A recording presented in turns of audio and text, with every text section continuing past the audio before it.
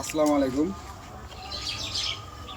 এই যে ভিডিওটা করতেছি, অনেক মানুষ অনেক রকম কথা বলবে। তা আমার তরফ থেকে আমি চাচার এই যে উপহারটা আমি দেব।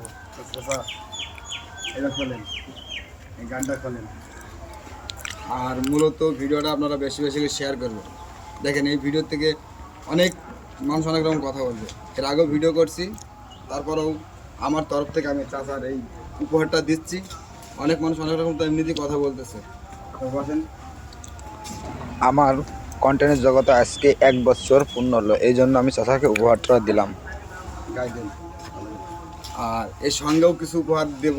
আর চাচার কাছ থেকে আমরা কিছু কথা শুনবো। ক্যামেরাটা সামনে আনো।